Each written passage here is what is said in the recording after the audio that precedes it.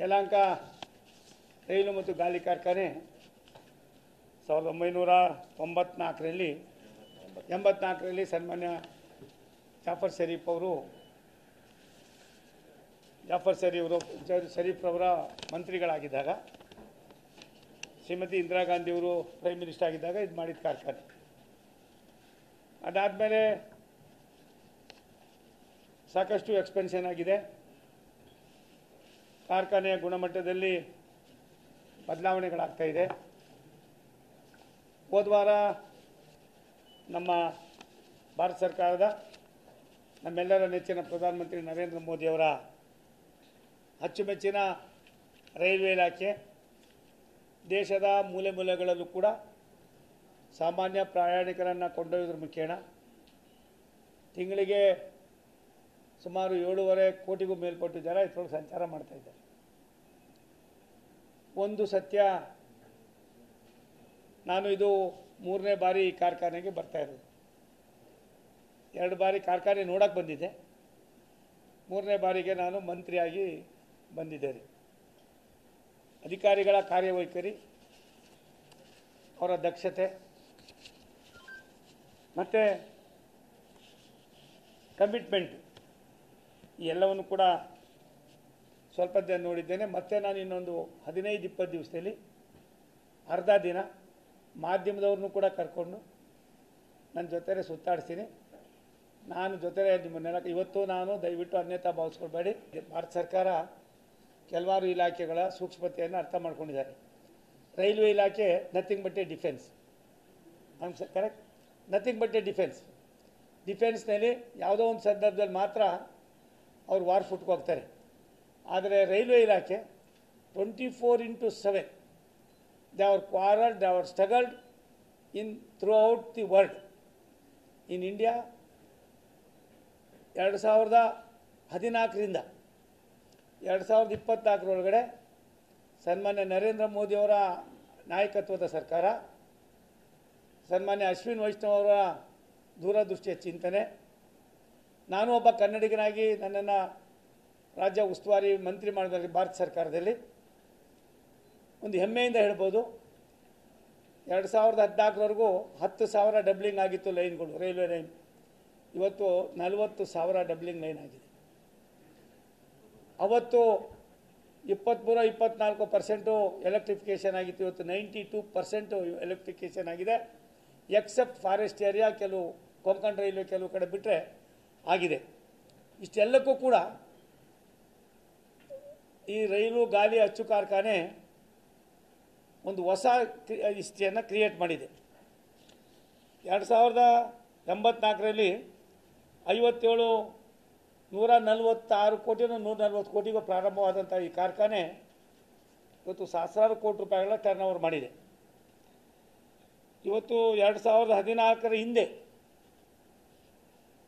ಅಲ್ಲಿವರೆಗೂ ವೀಲ್ ತಯಾರು ಮಾಡ್ತಾ ಇದ್ದಿದ್ದು 1,44,400. ಆಕ್ಸೆಲ್ ತಯಾರು ಮಾಡ್ತಾ ಇದ್ದಿದ್ದು 44,300. ವೀಲ್ ಸೆಟ್ ತಯಾರು ಮಾಡ್ತಾ ಇದ್ದಿದ್ದು 35,200. ಇವತ್ತು ಪ್ರೆಸೆಂಟ್ 2024ರಲ್ಲಿ ಡಬಲ್ ಆಗಿದೆ. 1,96,000 ವೀಲ್ಗಳನ್ನು ಇವತ್ತು ಇಲ್ಲಿ ತಯಾರು ಮಾಡ್ತಾ ಇದ್ದಾರೆ. 85,000 ಆಕ್ಸೆಲ್ಸ್ ತಯಾರಾಗ್ತಾ ಇದೆ. 94,300 ವೀಲ್ ಸೆಟ್ ಆಗ್ತಾ ಇದೆ. ಒಂದು ಇದಕ್ಕೆ ಎಷ್ಟು ಟೆಕ್ನಾಲಜಿ ಇದೆ ಅಂದರೆ, ನಮ್ಮಲ್ಲಿ ಬರ್ತಕ್ಕಂಥ ಸ್ಕ್ರಾಪನ್ನೇ ಉಪಯೋಗ ಮಾಡಿಕೊಂಡು ಆ ಸ್ಕ್ರಾಪ್ನನ್ನೇ ವ್ಯವಸ್ಥೆ ಮಾಡಿ ನಮಗೂ ಹೊರಗಡೆವರೆಗೂ ಕೂಡ 50%ಗೂ ಕಡಿಮೆ ದರದಲ್ಲಿ ಈ ಒಂದು ಕಾರ್ಖಾನೆ ಸರ್ಕಾರಕ್ಕೆ, ವಿಶೇಷವಾಗಿ ಸಾಮಾನ್ಯ ಜನರಿಗೆ ಒಂದು ದೊಡ್ಡ ಸಂದೇಶವನ್ನು ಕೊಟ್ಟಿರ್ತಕ್ಕಂಥದ್ದು ಹೆಮ್ಮೆಯ ವಿಚಾರ. ಇವತ್ತು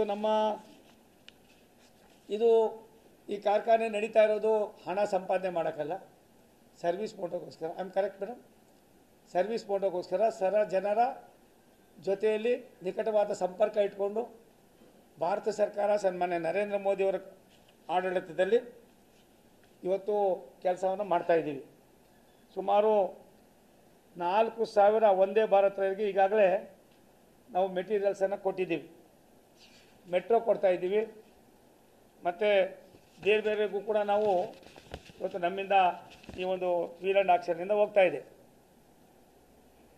ಇವತ್ತು ನಮ್ಮ ಆಕ್ಸೆಲ್ಸು 90,000ಕ್ಕೂ ಮೇಲ್ಪಟ್ಟು ಹೆಚ್ಚಿಗೆ ಆಗ್ತಾಯಿದೆ. ನಾನು ಎಲ್ಲ ಮಾಹಿತಿಯನ್ನು ತಮಗೆ ನಾನು ಅಧಿಕಾರಿಗಳಿಗೆ ಹೇಳ್ತೀನಿ. ನಿಮ್ಗೆ ನಾನು ಹೋದ್ಮೇಲೆ ಪ್ರಿಂಟ್ ಮಾಡಿ ಅದೆಲ್ಲ ಕೊಡಿ, ಅದೆಲ್ಲ ಕೊಡಿಸಿ, ಅದೆಲ್ಲ ಡೀಟೇಲ್ ಕೊಡ್ತಾರೆ. ಒಂದು ತಮಗೆ ಇವತ್ತು ಈ ಒಂದು ಕಾರ್ಖಾನೆಯಲ್ಲಿ 3ನೇ ಹಂತದ ಕೆಲಸವನ್ನು ಪ್ರಾರಂಭ ಮಾಡಬೇಕಾಗಿತ್ತು. ಹೋದ ವಾರ ನಮ್ಮ ಮಂತ್ರಿಗಳು ಸನ್ಮಾನ್ಯ ಅಶ್ವಿನಿ ವೈಷ್ಣವ್ ಅವರು ಬೆಂಗಳೂರಿಗೆ ಬಂದಾಗ ನಾವು ರೈಲ್ವೆ ವಂದೇ ಭಾರತ್ ಸ್ಲೀಪಿಂಗ್ ಕೋಚನ್ನು ನೋಡೋಕ್ಕೆ ಹೋಗಿದ್ವಿ. ಅದು ಇನ್ನು 3 ತಿಂಗಳಲ್ಲೇ ನಾವು ಜನರಿಗೆ ದೇಶಕ್ಕೆ ಸಮರ್ಪಣೆ ಮಾಡ್ತಾಯಿದ್ದೀವಿ. ಮತ್ತು ಅದಲ್ದಿರ ಅದರ ಸ್ಪೀಡು 265 ಕಿಲೋಮೀಟ್ರ್ ಇರ್ತದೆ ಗಂಟೆಗೆ. 160 ಕಿಲೋಮೀಟ್ರ್ ಇರ್ತದೆ. ಮತ್ತು ಮುಂದಿನ 2027ಕ್ಕೆ ಡೆಲ್ಲಿಯಿಂದ ಬಾಂಬೆಗೆ 275 ಕಿಲೋಮೀಟ್ರ್ ಸ್ಪೀಡಿನ ಟ್ರೈನನ್ನು ಕೂಡ ನಾವು ಅದಕ್ಕೆ ಹೆಸರನ್ನು ಇನ್ನೂ ಇಟ್ಟಿಲ್ಲ. ಇಡ್ತಕ್ಕಂಥ ಯೋಚನೆಯನ್ನು ಕೂಡ ಈಗಾಗಲೇ ನಮ್ಮ ನಾಯಕರಾದ ಪ್ರಧಾನಮಂತ್ರಿ ನರೇಂದ್ರ ಮೋದಿಯವರು ಚಿಂತನೆ ಮಾಡ್ತಾ ಇದ್ದಾರೆ.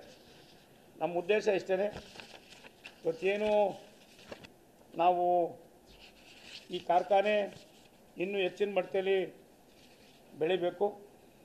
ಅದಲ್ದಿರಾನೇ ಈ ಕಾರ್ಖಾನೆಯಿಂದ ಈಗಾಗಲೇ ಮೊಜಾಂಬಿಕ್, ತಾಂಜೇನಿಯಾ, ಸೂಡಾನ್, ಮಲೇಷ್ಯಾ ಮೊದಲಾದ ರಾಷ್ಟ್ರಗಳಿಗೆ ನಾವು ರಫ್ತನ್ನು ಮಾಡ್ತಾಯಿದ್ವಿ. ನಾವು ಇಲ್ಲಿಂದ ರಫ್ತು ಮಾಡ್ತಾಯಿದ್ದೀವಿ. 3ನೇ ಆಕ್ಸೆಲ್ ಮಿಷಿನು ಏನು 3 ಮಂತ್ಸ್ ಬೇಕಾ? 3 ತಿಂಗಳಲ್ಲಿ ನಾವು ಮಾಡೋದ್ರ ಮುಖೇನ ಇದರ ಪ್ರೊಡಕ್ಷನ್ ಗಾತ್ರವನ್ನು ಒಂದು 35-40% ಜಾಸ್ತಿ ಆಗ್ತದೆ. ಹಾಗಾಗಿ ಇದಕ್ಕೆ ಬೇಕಾಗಿರ್ತಕ್ಕಂಥ ವಾಯು ಮಾಲಿನ್ಯ ಮತ್ತು ಇನ್ನಿತರೆ ನಿಯಂತ್ರಣಗಳನ್ನು ಕೂಡ ನಾವು ಅಳವಡಿಸ್ತಕ್ಕಂಥ ಕೆಲಸವನ್ನು ಪ್ರಿಕಾಷನರಿ ಟೇಕನ್. ನಾನು ತಮ್ಮಲ್ಲಿ ವಿನಂತಿ ಮಾಡೋದಿಷ್ಟೇ, ಎಲ್ಲ ನಿಮಗೆ ಟೆಕ್ನಿಕಲ್ ಫೈಲ್ಸನ್ನು ನಮ್ಮ ಅಧಿಕಾರಿಗಳು ಇನ್ನೊಂದು 10 ನಿಮಿಷ ನೀವು ಇಲ್ಲಿದ್ದರೆ ಕೊಡ್ತಾರೆ. ನನಗೇನಾಗಿದೆ, ಸಬರ್ಬನ್ ರೈಲ್ದು ನಾವು ಇವತ್ತು ಮತ್ತೊಂದು ಸಭೆಯನ್ನು 11:30 ಗಂಟೆಗೆ ಭಾರತ ಸರ್ಕಾರ ರಾಜ್ಯ ಸರ್ಕಾರ ಜೊತೆಲಿ ಒಂದು ಸಭೆಯನ್ನು ಇಟ್ಕೊಂಡಿದ್ದೀನಿ. ನಾನು ಆ ಸಭೆಗೆ ಹೋಗಬೇಕಾಗಿದೆ. ಇನ್ನೊಂದು 1.5-2 ವರ್ಷದಲ್ಲಿ ಅದು ಅಂಡರ್ ಪಾಸ್ಗಳಿರ್ಬೋದು, ಲೆವೆಲ್ ಕ್ರಾಸಿಂಗ್ ಇರ್ಬೋದು, ಬೇರೆ ಬೇರೆ ವಿಧದಲ್ಲಿ ಯಾವುದೇ ರಾಜ್ಯ ಸರ್ಕಾರಗಳ ನೆರವನ್ನಿಲ್ಲದೆ ಕೇಂದ್ರ ಸರ್ಕಾರನೇ ಮಾಡುವಾಗ ವೀಲ್ ಆ್ಯಂಡ್ ಆಕ್ಸೆಲ್ ಕಾರ್ಖಾನೆಗೆ ಹೆಚ್ಚಿನ ಒತ್ತಡ ಬೀಳ್ತದೆ. ಇನ್ನೊಂದು ಹೊಸ ರೈಲು ಗಾಡಿಗಳನ್ನು ನಾವು ತಯಾರು ಮಾಡಬೇಕಾಗಿದೆ. ಅದ್ರ ತಕ್ಕಂತೆ ನಾವಿವತ್ತು BMLನಲ್ಲಿ ಬೇರೆ ಬೇರೆ ಕಡೆ, ಮಡ್ರಾಸ್ನಲ್ಲಿ ಬೇರೆ ಬೇರೆ ಕಡೆ ನಾವು ಈಗಾಗಲೇ ಅದರ ಇದೆಲ್ಲವನ್ನು ಮಾಡ್ತಾಯಿದ್ದೀವಿ. ಬೇಕಾಗಿರ್ತಕ್ಕಂಥ ಮುಖ್ಯವಾದ ಏನು ವೀಲ್ ಆ್ಯಂಡ್ ಆಕ್ಸೆಲ್ ಏನಿದೆ, ಇದನ್ನು ನಾವು ನಮ್ಮ ಬೆಂಗಳೂರಿನ ಯಲಹಂಕದ ಕಾರ್ಖಾನೆಯಿಂದ ತಯಾರು ಮಾಡ್ತಾಯಿದ್ದೀವಿ. ನಮ್ಮ ಅಧಿಕಾರಿಗಳ ನುರಿತ ಅಧಿಕಾರಿಗಳ ತಂಡ ಸಮರ್ಪಕವಾಗಿ ಕೆಲಸ ಮಾಡ್ತಾಯಿದೆ.